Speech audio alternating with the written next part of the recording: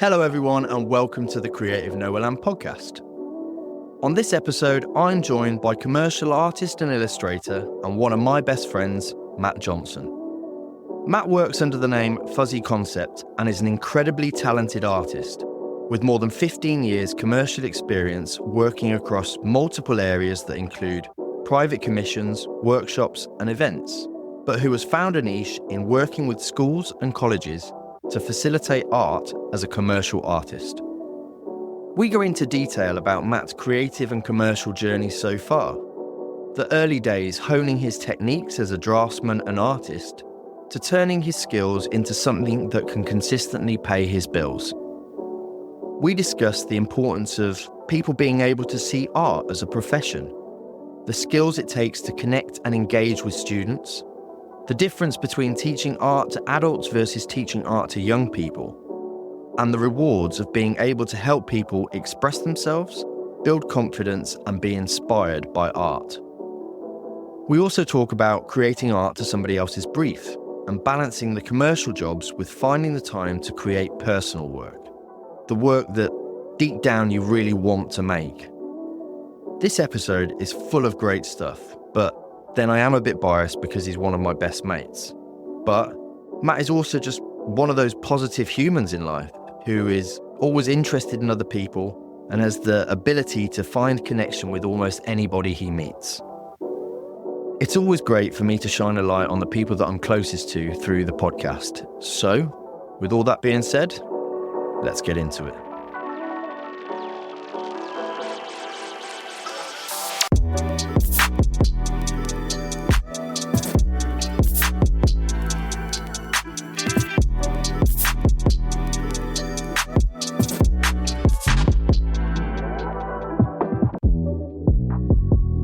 Matt, thanks for doing the Creative Nowhere Land podcast. My absolute pleasure.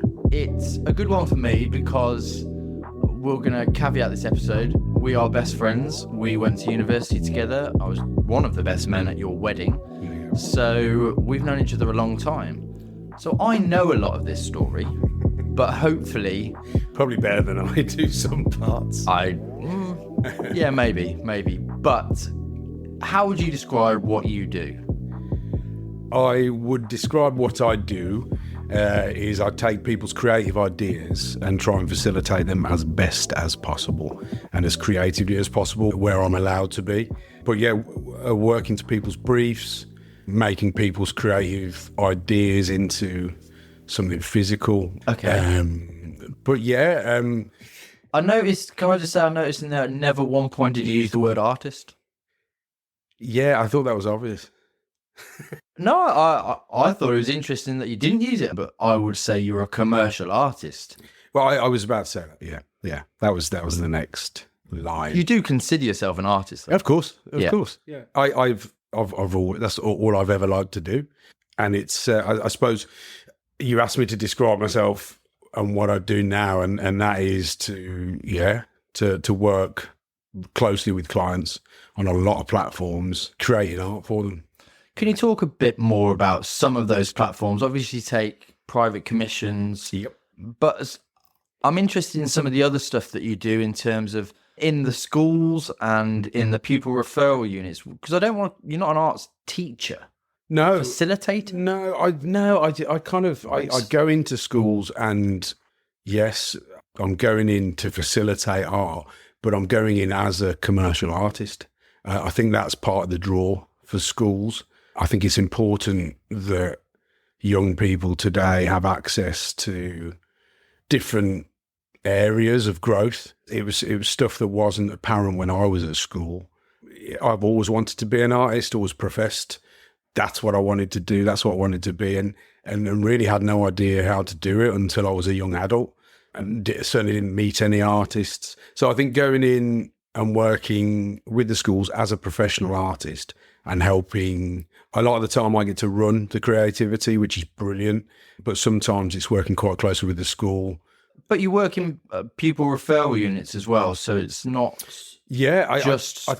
Not just schools. I work with colleges on certain qualifications, AS level. I think they have to work with a professional artist if they're doing an arts AS level or A level. But yeah, I quite enjoy going into the schools where they are separate units, not mainstream. So there are special schools and pupil referral units, two very different environments, but they're there for I don't want to say less academic, but they're there for the students that need to be challenged in different ways. And I can certainly identify with those individuals. I think people are finally realising that they can't teach everybody exactly the same way and get through on the same sort of level. Everybody's different. That's very true. And that's become sort of your bread and butter work, shall we say? Yeah, definitely. I love it. And a lot of the time it's once a year going to a certain college or a school. I have certain clients, schools, educational facilities that use me termly. So sometimes 6 times a year, 3 times a year. And then I do contract out work. And at the moment I go into one academy and one special school that encapsulates primary and secondary PRUs and 2 special school units. And this is why I want to emphasise the fact that you are a commercial artist.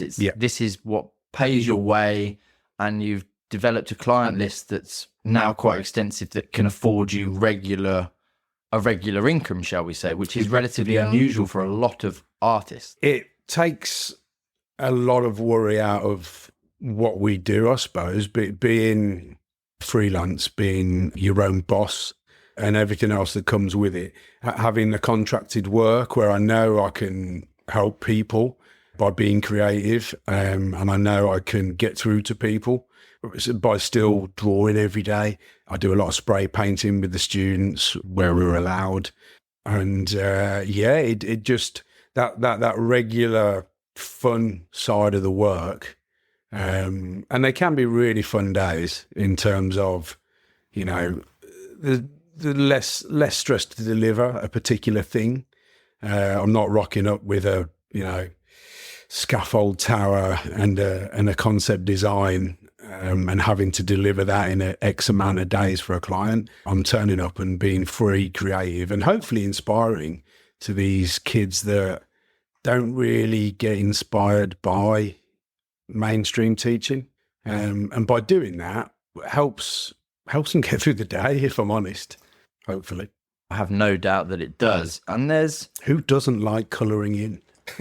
Well, no, but I think that's something else I'd like to talk to you. How do you think that art differs in connecting with the young people that you're working with compared to normal subjects? It sounds like a bit of an obvious question because, of course, who wouldn't want to do something in an art class over going to do maths? But I think, well, I know that the students that I work with enjoy it because it facilitates a freer, and I obviously help facilitate that. I think I'd like to think over the 12 years, 15 years I've been doing it, I've learned how to work with young people successfully, how to be inspiring, but also be light-hearted and take an interest in them. And I think that just generally helps. But in terms of what does art do for the younger generation in schools, it's a chance to really express themselves. Some choose not to and find it hard, but then throw in the idea of coming up with something completely by yourself to younger people is quite the experience for them anyway. So then to actually start that process, and some have no creative drive at all to begin with, but then after 6 months of working with them, they're full of ideas because they're aware of what can be created. So it gives the kids a chance to express themselves. And what's the level of talent you're working with? It must be varied, I'm guessing. It's massively varied. And so you get kids that think they can do it and can't, but you get a lot of kids that don't think they can do it and can. And is that a confidence thing though? Because previously you said people man. start and then 6 months with you. Confidence is massively important. I wanted to be an artist and drew endlessly as a kid because I was good at it. And that does help. So teaching art to students, people, I do adult spray workshops and all sorts, and there's lots more hopefully in the build for that. But just teaching it to people, no matter what age, and reinforcing that confidence is key. Yeah. So getting them to start where they can start, and working on those things that really build people's confidence. But again, the talent levels vary massively, but anyone can be taught how to draw. But it does start with enjoyment firstly, and then confidence. So the lower level students, I've got all sorts of techniques and ways of working that help build their confidence and enjoyment. And then as soon as you've got that, you can really build on their creativity and the thought process behind it. And that being said, once you've got them to that level, then they can really start to be creative. Okay, I'm going to put you on the spot here. So if someone comes to you and they say, I can't draw anything, I'm not creative, but I'd like to be able to draw, what's the first thing that you get them to start with? What would you practice? What's the go-to to start developing that confidence? Because like you say, you don't jump in going, oh, I'm going to try and emulate the Sistine Chapel. No, of course not. I think sketching with an adult, trying to hook someone in, I think you'd have to be a bit more detailed. Kids are quite easy, cartoon driven, anime, things like that. But with an adult, I would start with the face, because there are lots of simple rules to drawing faces, and it really does hook people in once you show that certain anatomical differences can be measured once you've got the eyes in place, for example, and drawing with shapes. And that process quickly builds into a face, and a generic face at that. But then obviously you can then tweak it, because we all look so different, but we are also similar in the same sense. It's a matter of millimeters. It's all in millimeters, half a millimeters, depending on your scale. So is that why you suggest people observe someone? But yeah, I would techniques? definitely look at drawing generic faces. There's loads of books out there and stuff, but it's the confidence thing as well. You can't expect someone to draw everything and be excited about where it's going. They need a bit of help. You need to build confidence first, so that they can start to trust the process. And how do you go about building that confidence? Everybody's different. So it's about, like I said, getting the enjoyment in. I mean, it's getting people seeing their progress, knowing that it doesn't have to be perfect. And I think that's the key. You don't want to be drawing photographically to start with. You just want to be drawing. You want to be making shapes. You want to be amazing yourself with ideas, drawing the silliest things, drawing 4 words out of a hat or a random word generator, and doing something creative based on that. Start with drawing, then start collaging, then start painting, start splashing paint around. I love spray paint, but just have a go. Have a mess. A lot of the work that you do is in schools and pupil referral units, but in the past you've done workshops with adults and stuff. Do you notice a confidence difference? Is it easier to build confidence in younger people when it comes to art and creativity than it is with an older person that says ingrained, that sort of has already told themselves, I'm not a creative? Yes. In a one-word answer, yes, it is easier, definitely. They're less scared to open up. Don't get me wrong, it's certain age, they're all different. The older they get, the less free creative they probably are. And adults that were told they were rubbish at art in year 9, some want to, but don't pick up a pencil ever again. So yeah, I think teaching adult workshops is very different, and a lot of adults expect instant progress. And again, it's not about instant progress. It's about learning the processes.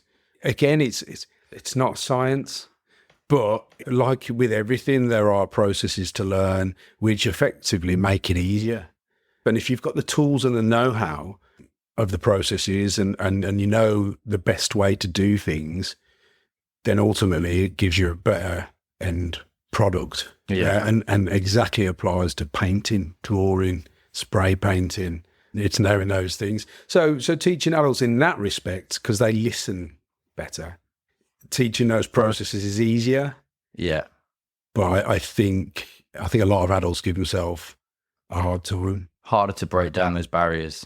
Yeah, of something that's possibly been ingrained in them. And let's all remember, I am aware of how lucky I am to be creative and to be drawing every day because people don't get the time. We've all, as adults, got things that we really want to do, but just can't carve the time out. But this is one of the reasons why I got you. I want to talk to you on the podcast. I'm sure there's many people listening who are in full-time work, but they're maybe part-time artists, or they're striving to be an artist and have that pay their way. You've done that, and you've done that for 20 years. Mm-hmm. But I guess you've had to sacrifice in a different way, because you're not always going to be working on those dream projects or those briefs that you always want to. But what you have done is you've treated it as the job it is. Yeah. And it's put clothes on your kid's back. It keeps a roof over your head. It pays your gas bill. And you've managed to bash out a client base that is facilitating that. Yeah. Is this a good time to go backwards? How did that happen? Because as we mentioned before, we were at uni together. Yep. Okay, let's go even further back. Everyone's probably bored of this now, but I was like, oh, what are you like as a child? But this is an interesting story because... Blonde with a bowl cut. Were you really? Yeah. Well, Yeah. I think we were all blonde with a bowl cut back then. Yeah, 80s. But going back to before uni, let's talk about, you found that you were good at drawing early doors, but that's because of your dad, right? Yeah. Dad loved drawing. I grew up watching him sit at the table and just sketch, draw. He loved working in pencil, soft pencils, and he loved his rock icons. He's always loved his Black Sabbath, and big fan of the Beatles, Led Zepp, Pink Floyd, and some even weirder ones. And he'd sit and quite happily just draw, and I would sit and quite happily just watch him draw. I remember him, he did a Paul McCartney pencil, about an A2 sketch. It was great. I think he entered it and perhaps won a local competition with it. And yeah, it really inspired me, and I've loved sitting and drawing ever since. But you've described yourself to me previously as a draftsman. Yeah, I think at school I had a really good relationship with the art teacher, but he was very much a draftsman.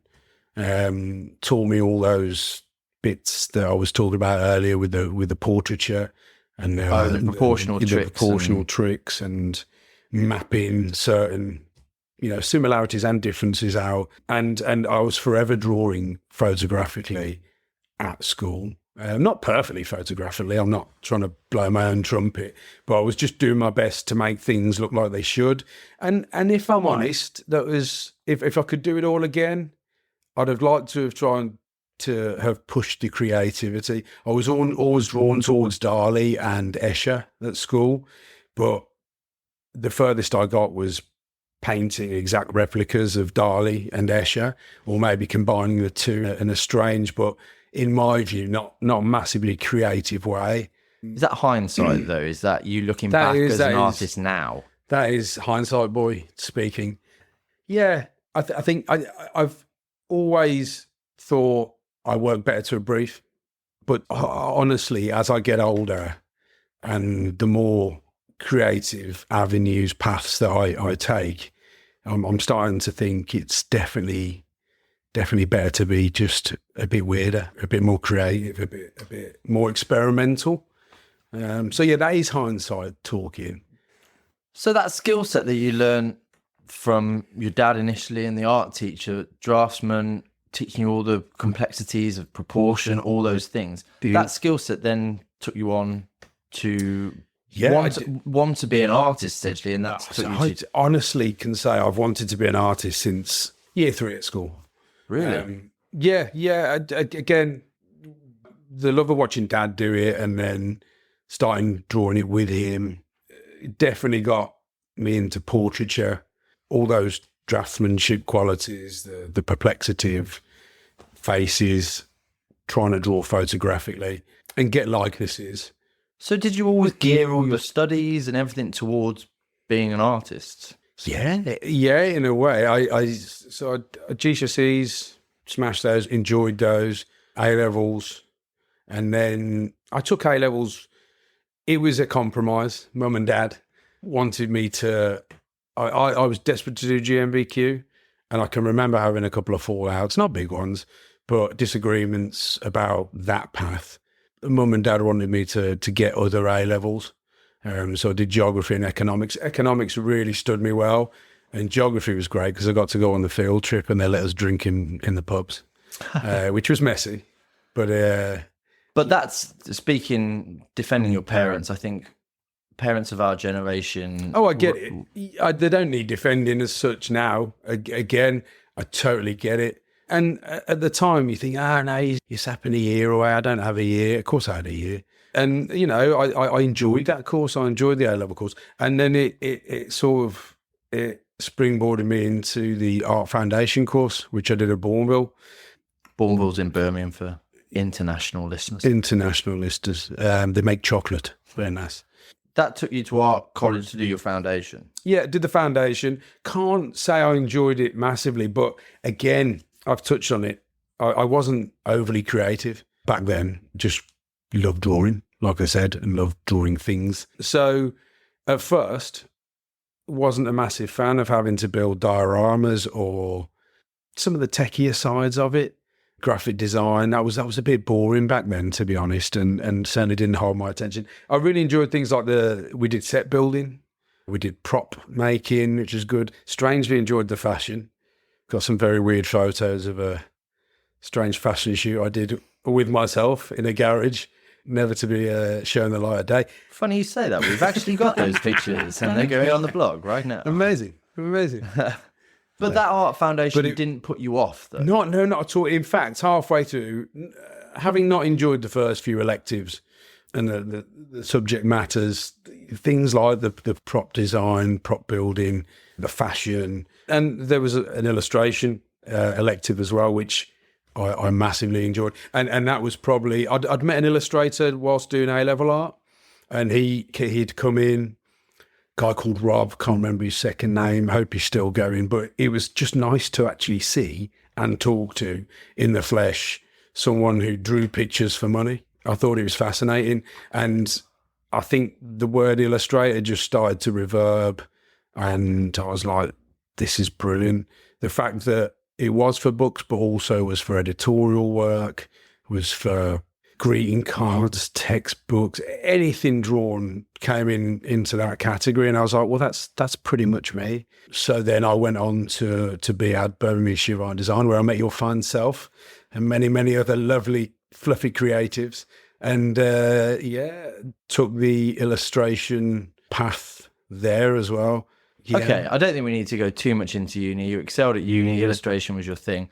What's coming out of you? Because, I mean, I guess what I'm trying to get to is the path of how we've established you of being different to others who've come out of a creative course at university and don't necessarily become the artist, commercial artist, photographer, graphic designer they want, because it's a tough old industry. I want to know, coming out of uni, how does that framework of becoming a commercial artist happen, essentially?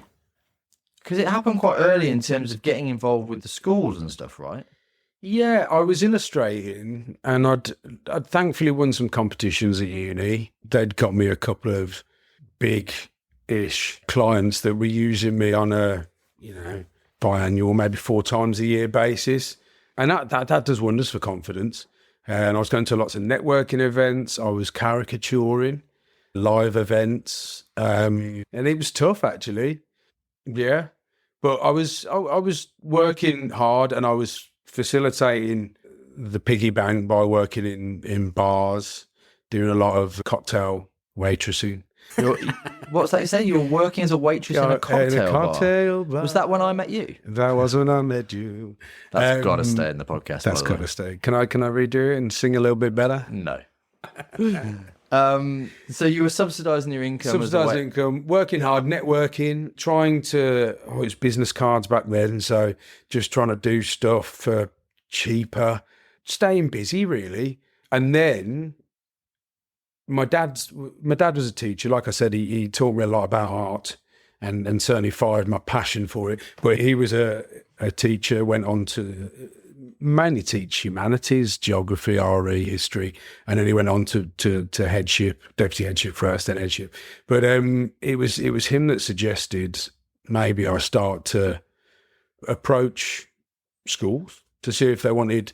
I think he suggested cartoon workshops at first, to be honest. And as much as it really fired the idea, it probably wasn't the best way to go. So, I turned my love of street art and graffiti into an initial idea of facilitating that in schools. I was using a lot of the Molotov pens and spray paints at the time, and figured it was something that hadn't really been explored, but was very popular with, today's youth. Well, it's not really today's youth, is it? You started 15 years ago. Well, exactly, yeah. So even more popular almost.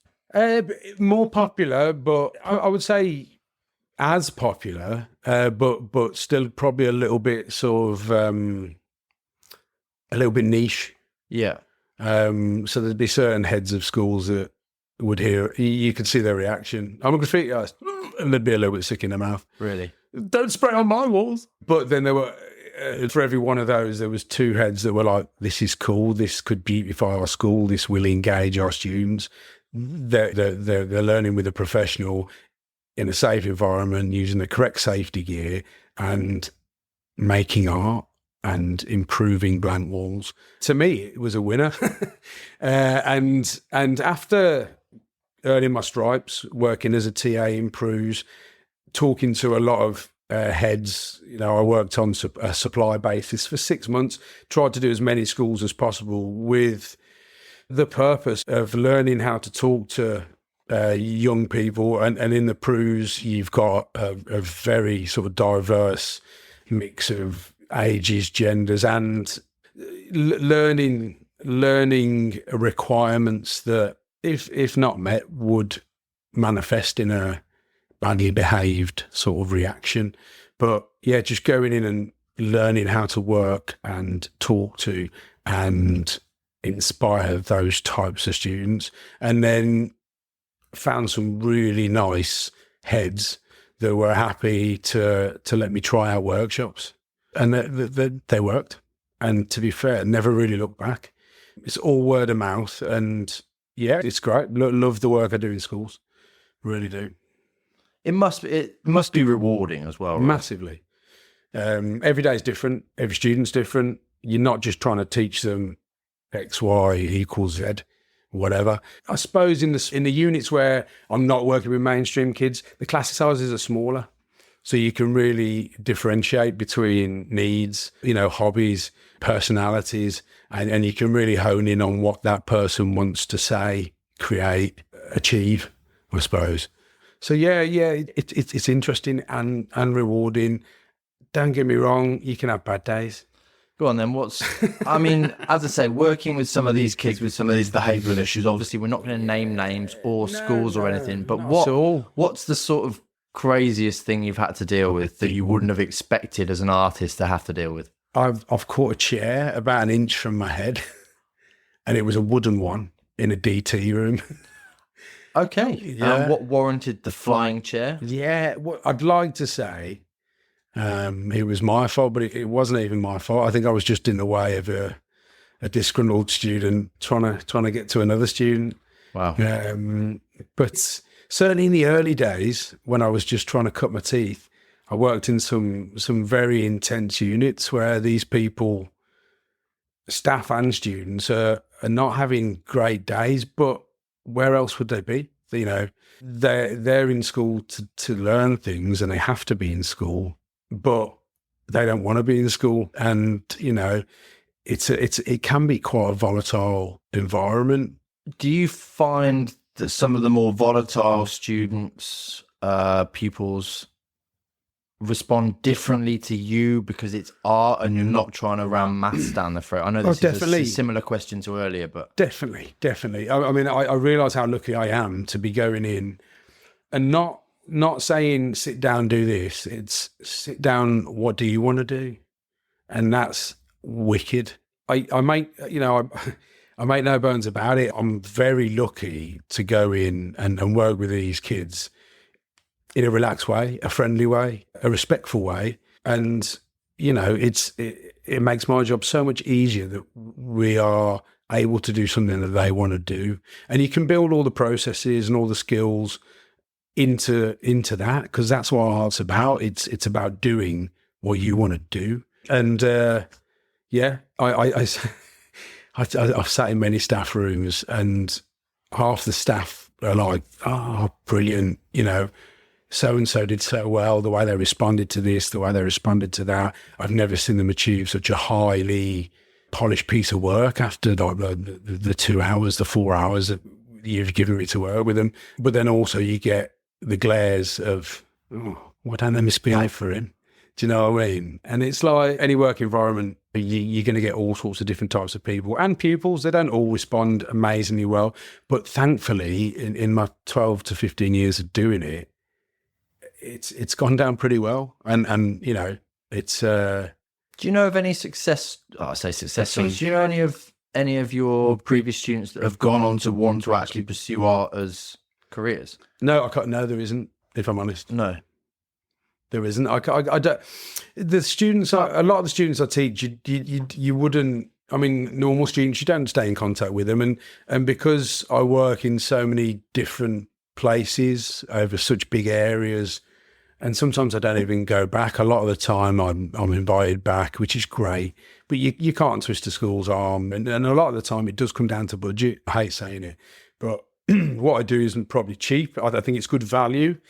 I was going to talk about that. Do you know, I mean, this is probably not a subject, huge amount, but I think we're led to believe that funding in schools for arts is always being cut. Are you finding that? Are you losing more schools because of lack of funding and stuff? I wouldn't say. I suppose my findings, my understanding of it is it's never fully dropped out, but it moves around.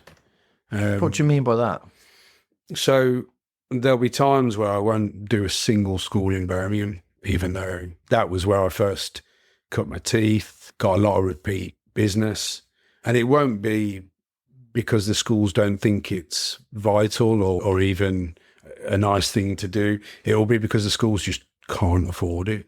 And what? So that money then goes to a different area, and then will you get calls from a Leicestershire or somewhere like that, or? Yeah. Weirdly, it's kind of, and thankfully for business, I don't know whether it's luck, but there's always been councils, boroughs with money when others haven't. But you can map it, and it drops off and comes back round sometimes, hopefully. But then other times, no, not so much. I don't do much work in Birmingham schools as it stands. And if I'm honest, the academy money and academy foundations, they seem to be doing certainly more on the creative front with their funds. And I would only assume that is because they have more funds, but that is a complete assumption on my part. Art, unfortunately, or any of the arts, is always put on the back burner. So elaborating on what you just said in terms of arts funding, does it get spent elsewhere? Yeah, massively. When the government, I suppose they did mess up on the allocation of teaching assistant funds. When that happened, I had contracted work booked in for months, and it all dropped out because they didn't have enough money to pay their existing teaching assisting staff. That leads me on. I know you've got other clients in that sector. Yeah. But what about private commissions then? Yeah. I mean, the balance for your work is obviously more schools, Yeah, I would say the school, the educational and the workshop side of it. So whether that be adults or colleges or schools, That's probably 60%, and probably 30% of that is contracted. And that keeps my mortgage paid.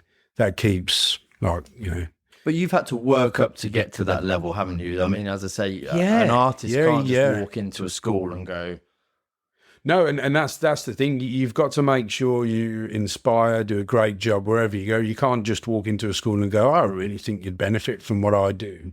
It's all word of mouth. It's all do a good job here, and they'll tell another few schools. And I suppose going back to the academy thing, that's where that helps, because it's run more like a business.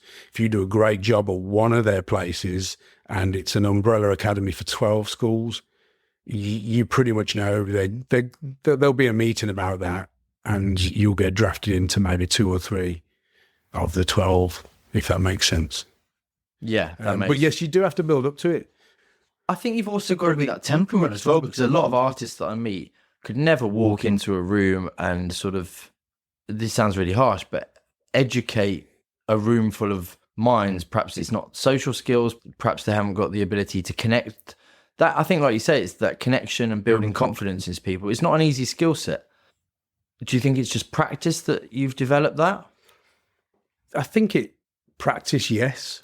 I think that initially there was a huge learning curve going into those places and working with those types of students was a huge learning curve, and definitely something I needed to do before I even started planning workshops. Do you think it was a bonus that you were younger? So you were almost closer in age to those people, so they could see someone? Yeah. I mean, you didn't get many people working in those schools unless they were there on some sort of bouncer / sort of heavy sort of... You mean security within the school? Security within the school that wanted to work with these kids, I suppose. So being younger helped, and going in and getting those experiences and working with a lot of different age groups and I suppose different behavioural issues really helped. But then I'm a massive believer of, I've always been hopefully very sort of positive. I always try and, something my granddad always taught me, say hello to everyone, try and find out about everyone, be interested in people. And I think that sort of approach really does help. I would like to think, yes, I'm good at it now, but I would like to think it takes a certain type of person to be able to, because it's not an act. Kids appreciate honesty. They want to know that you are interested in them. They want you to teach them with a bit of humility, a little bit of comedy, bounciness, movement, dynamism. I think they thrive off my passion for what I do. And kids want to know, am I going to get to do this again? And that to me is great, because it means they want to. And, it's not just teaching them art. I think I enjoy being someone that they can just talk to. And again, the creativity, the environment that I like to work in, and the environment that being creative and working on a painting or an art piece or even just ideas, that environment that's facilitated by all that really does help people talk and not necessarily open up, but barriers come down and you can just chat and grow and get a real sort of engagement. So if there's any artists or creatives listening to this wanting to get into schools and things like that, would that be the number one thing? It's not necessarily it's not so much about your practice, it's more about finding connection. I think so.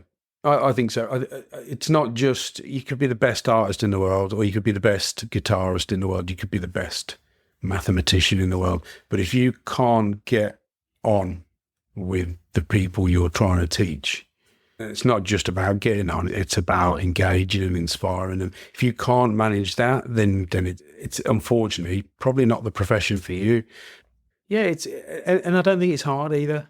But I don't think it's hard for me, because I am, hopefully,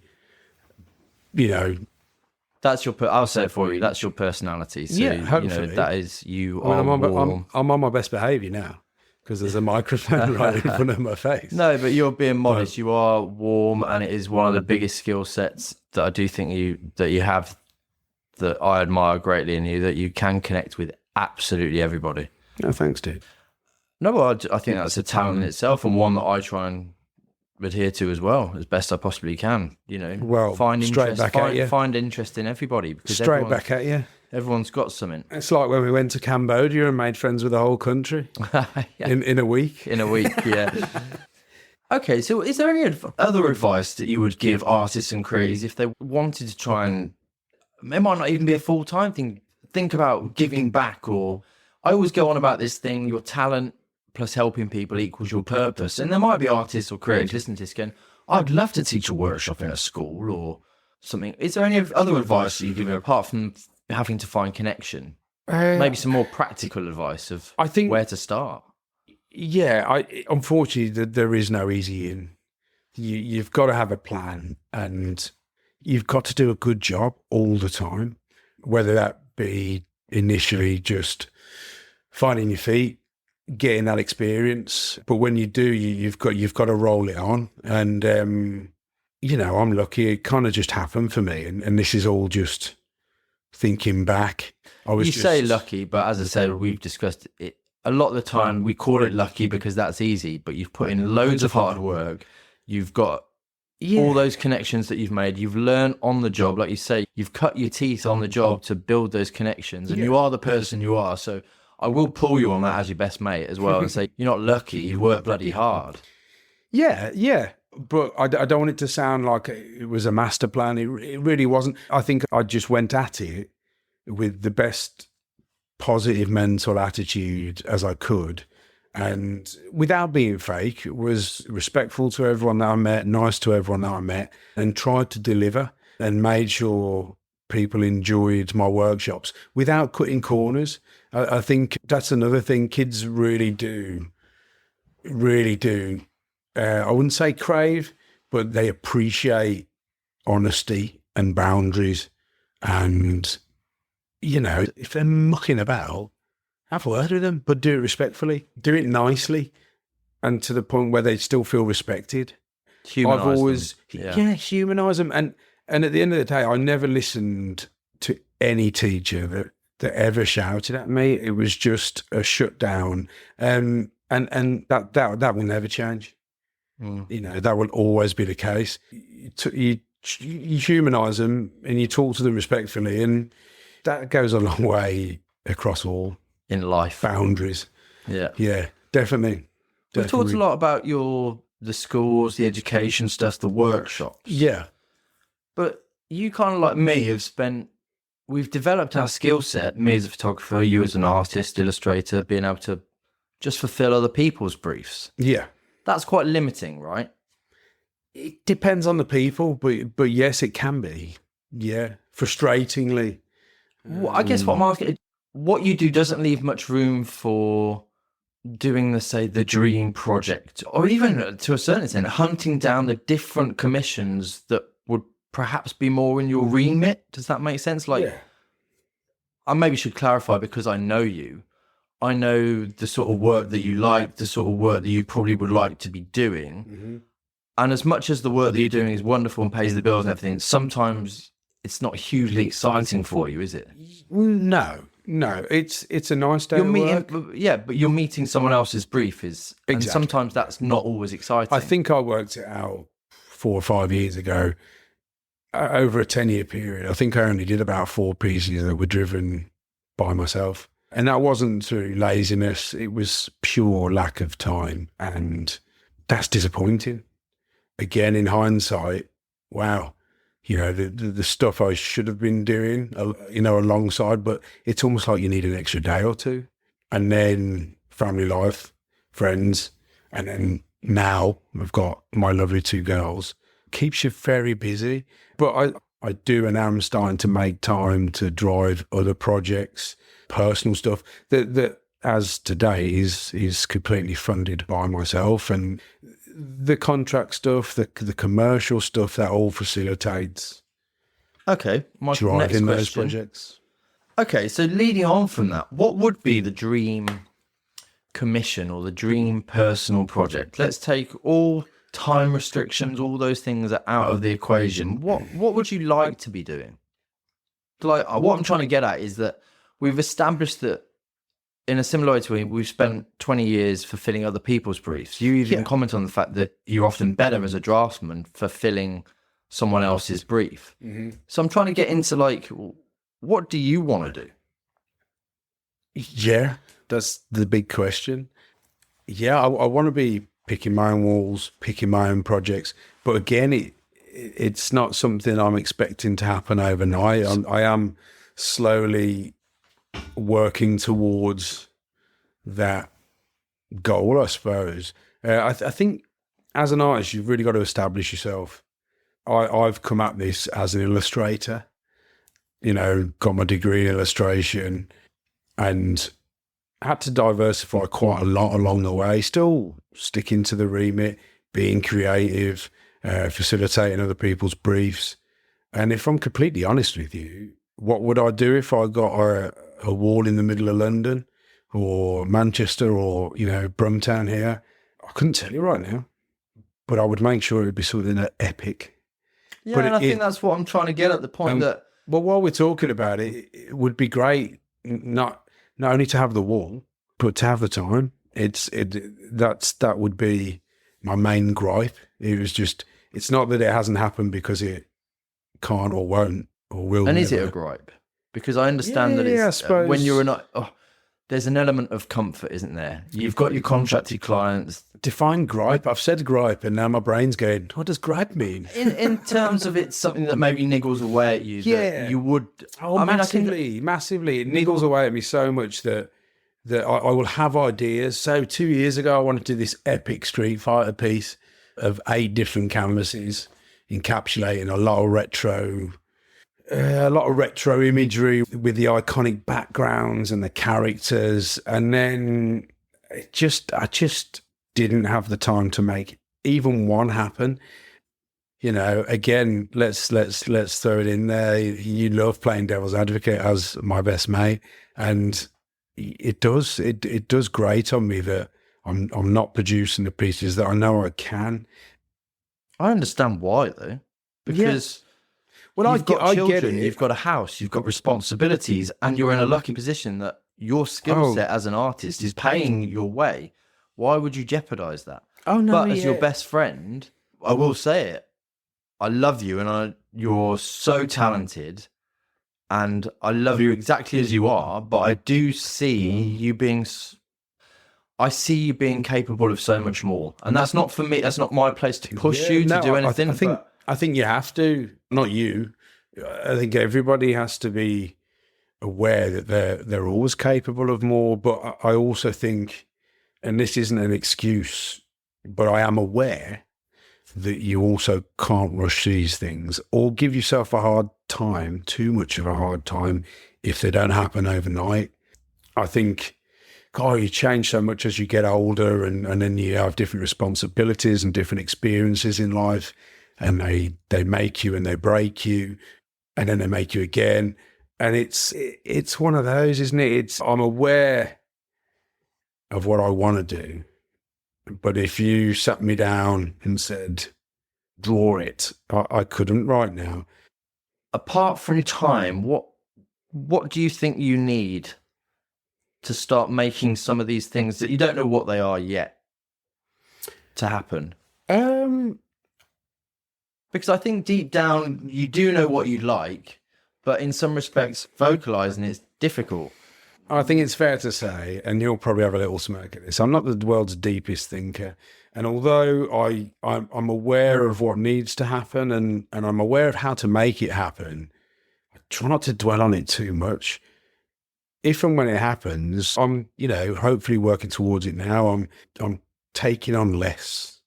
I don't want to be the person that feels like I'm putting pressure on you because I've said this, I believe you're capable of so much. What I do, but that's not me putting pressure on you. I know I've always appreciated your, poke the bear attitude and motivational. But that comes in part because I do know how talented you are. You forget that I've watched for all the way through university. You've watched me colouring for 20 years. Yeah, but again, Yeah. I'm gonna pull you on that. You're being humble for the sake of comedy, and I understand why. Well, we've got to make the people laugh, Matt. Yeah, maybe, but we've also got to try and educate people in the fact that it's possible, and you are some of the work I've seen you create in the past, especially when we came straight out of uni, pencil sketches that I'm like, what the hell am I looking you know at? what the frustrating thing is, and thank you so much, dude, is I know I'm so much better now, 20 years on. And yeah, to make it happen, I just need to carve out the time, and I need to put a little bit of money down myself, and I need to put myself out there a bit, which I suppose putting yourself out there when you're not quite ready or you don't quite have the time or the means Would you say or you've the got confidence. Yeah. Yeah, mate. I'd never class myself as unconfident in, No, but in my own talents. What I'm saying is that when you get 20 years into a career of constantly meeting someone else's brief, you're being asked to sit on a blank page with not a word to go. Oh, well, I talk about it with people that I work with, you know, across the boards, you know, that blank canvas. I've had clients that go, do what you want. And I'm like, that's brilliant, but you're going to have to give me a couple of weeks and you're going to have to give me some sort of start, just a colour maybe, or a style. I think I'm extremely lucky to be able to work in so many styles. You know, I had early work with the Independent, straight out of uni, doing Monet copies and Lowry editions. And that's great, and it gave you confidence then. But what I'm asking is, after 20 years of answering other people's briefs, that's where I'm going. Are you lacking a bit of that confidence? I've adapted in so many different styles. God, if you ask me what my style is, no idea. I know the things that I'm proud of, but when you are working with clients, you also work into the constraint of a brief, the constraint of finances, a budget. Can you do it in 2 days instead of 3? Well, I can do it in 1, but it won't be very good, or the style would massively have to change. So yeah, I suppose money's a huge factor, money and time. And I don't think it's so much a confidence thing. I think it's facilitating that time to just, start drawing, start creating, start an idea. And that's something, as you say, you're trying to do, right? Yeah. It's something I want to do, something I will make happen. I talk about this a lot. Starting's the hardest bit. Yeah. So maybe you need, I've spoken about this a lot before, maybe you need a few limitations on the thing that you're creating. Maybe it's a sketchbook and you sketch for 5 minutes a night. You can spare 5 minutes. Maybe see, this is what I mean. You're already putting the barrier up. No. What I'm saying, do you understand what I mean? It's like, perhaps start something. Otherwise, you'll just keep talking about it. Yeah. And that can be small. And it should be small, because then it feels manageable. Yeah. You've gone very quiet on me. I'm thinking. Do you feel like I've bullied you somewhat? A little bit.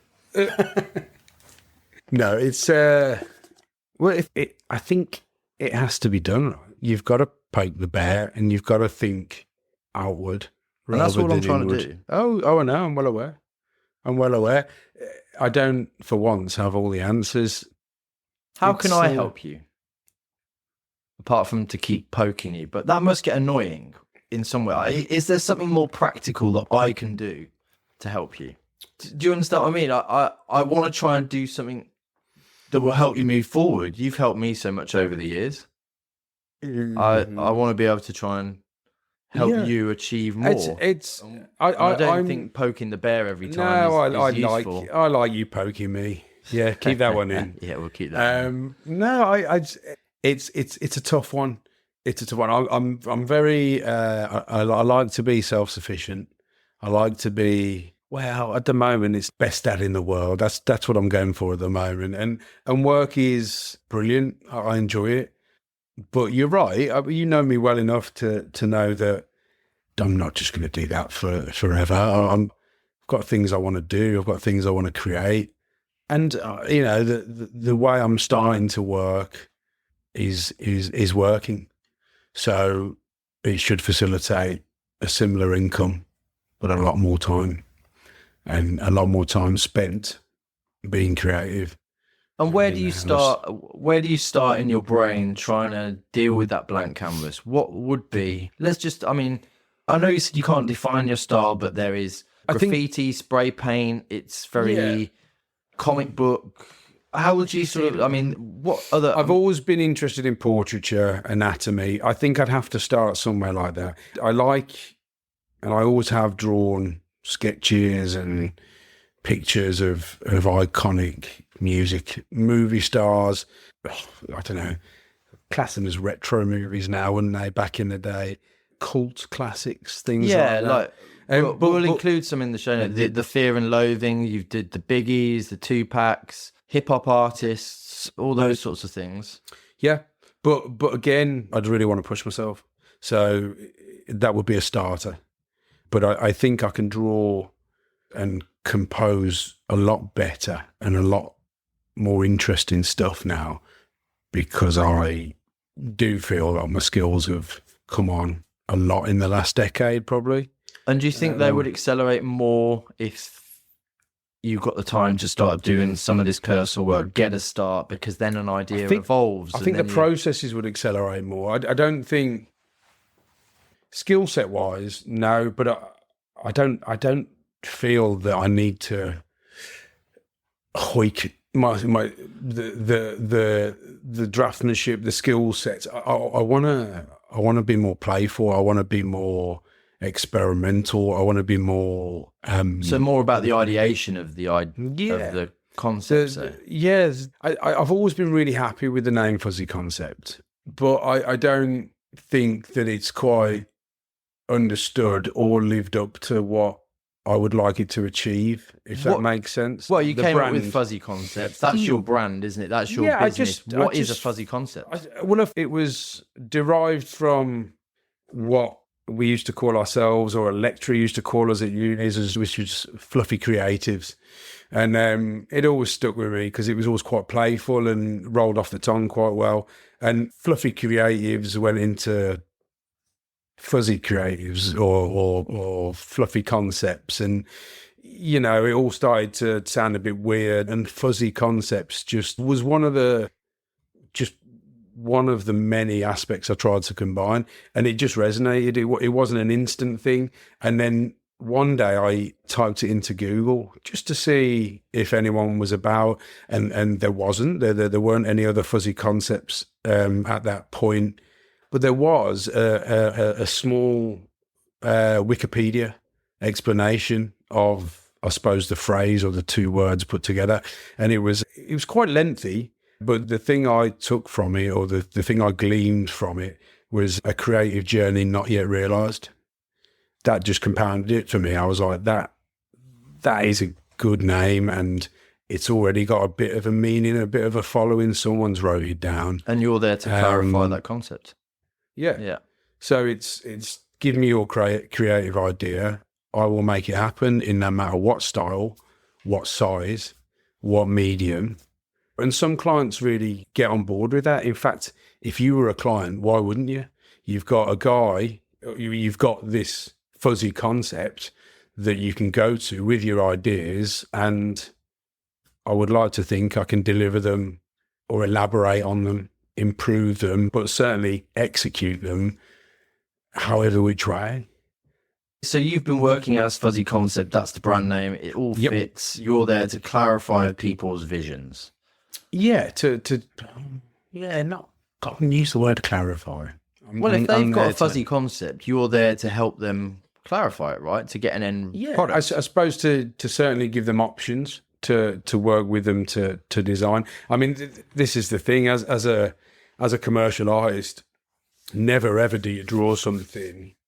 Very rarely do you draw something and they go, yes, perfect. That was exactly what was in my head. So there are concepts, and sometimes quite lengthy concepts.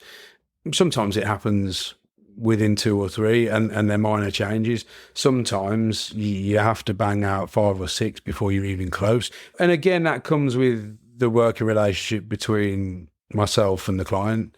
Some are very direct, some come with examples, not examples to copy, but examples of styles, examples of colours. Some are very, clear on the Pantones of their brand, and you've got to do your very best to represent them creatively. So you've got to take their brand and not improve it, but expand on it and make it interesting, engaging. But again, I quite like working to the constraints of a brief. I've got better at it as I've got more experience. I like to look at it as a challenge. Like I think I mentioned earlier about the random word generator. If you have that blank canvas in front of you, just generate some words and give yourself a chance. Is that some good advice you could take yourself? Very good advice I could take myself. Where can I download a random word generator? I think we've spoken about a lot here, and I think there's probably people sat here going, oh, it's all right for him. He's got all these contracts. But as we've discussed, you've worked hard to gain those contracts. Yeah. You've really turned your skill set into a commercial venture that is paying you to do what you love. So I think this is one of the reasons why I wanted to get you on, because it's inspiring in itself, but you have had to sacrifice on certain levels to do that. Yeah. I think you don't get anywhere without sacrifice. There is always a trade-off. And I think that's probably important for people to accept. But also, you should never settle, right? If you have bigger, better ideas, you need to find a way to then explore, experiment, and get to those ideas, I would say. That sounds like a very good point to almost end what we've discussed. One question is, how do you see your work evolving moving forward in the future? I think I touched on it. I'd like to be picking the stuff I want to do. I'd like to see myself where people would come to me and go, I've got this amazing space. What would you like to do in it? But I'm well aware, because my style is so diverse at the moment, and because I cover a lot, I'm not the go-to guy for standout pieces of artwork. I'm the go-to person to bring to fruition people's creative ideas. So I think Are you saying, do you think you have to have a defined style then? I think it helps. If you want a larger, I am no expert on social media, as you know, but I think if you want the following, you've got to pigeonhole yourself somewhat. And it was something I almost strived to not do initially with Fuzzy Concept. And because I see it as a challenge, and because I like to work across different mediums, that was almost a challenge for me. It was certainly something I don't think many people had tried. But as I said, always a trade-off. It probably hasn't helped me in terms of gather a momentum about Fuzzy Concepts work, because Fuzzy Concepts work is so diverse. There's no recognition. There's no... I know what you mean, but then on the same respect, I've watched for 20 years of you make a very good living as an artist with no social media following, really, to say the least, or no style defined. And I have 900 friends on Facebook. Okay, well, but what I'm trying to emphasize is the point that there are people that go, once I get 10,000 followers, I'll be making it. Well, that's not true. I know artists that have got 20,000 followers and they're still not making ends meet from their art. So I think I understand what you're saying about developing your style and a following for that style. Yeah. But there's something to be said for a 20-year career where you've made your art pay, buy your house. I've been very fortunate. You're going to shout at me if I use the word lucky again. But I have been fortunate to this point, and it's been a blessing. I do what I love every day, and every day is different. It's fulfilling. It is hard at times to have a bad day and still flow and gush and exude creativity and all of that. But it's never a chore, really. I'm blessed to be doing what I enjoy. But I think there's something to be said going back to you and I have had similar careers, as in I'm a photographer, but I've shot still life, I've shot fashion, I've shot lingeries, I've shot portraiture, I've shot beauty, I've shot cars, I've shot locations, I've shot everything. And that's not to say that I'm a jack of all trades. It's just that in some respect, if you don't dip your toe into every bit and get experience, that was what I was always good. I was like, well, you show me the lifestyle, I'll match it. That's similar to we've learned our craft. And I think now we've got to that point where I'm less than to say comfortable, but we're in a position, look, I'm doing more art stuff. I've got the podcast, I've got different things. I think it allows you, now you've built those systems in place to sustain, it allows you that flexibility to perhaps explore those other things. And that's what I hope will happen for you. Oh, definitely. I'm well aware I need to up game in quite a few levels: social media, style, content, all of that. And it is daunting. Luckily, I know an extremely talented photographer and filmmaker to help me on my digital and social media. And when you said, what can I do for you earlier? Yeah. How can I help you out? Make me look good on film, and then show me how to upload it. You know as well as I do that I'm learning all this stuff as I go, but my thoughts is that time's our biggest asset and time is limited. If we don't do it now, and indeed, yeah, I want to shine a light on all these people that I'm getting on the podcast, and I'm not going to lie, it's a cheat sheet for me, isn't it? I come and sit and have conversations with people, and I just get to learn loads of stuff from people. So that's a win-win from me. Anyway, I think we've spoken about a lot there, and I'm sure there's hours more that we could probably speak about.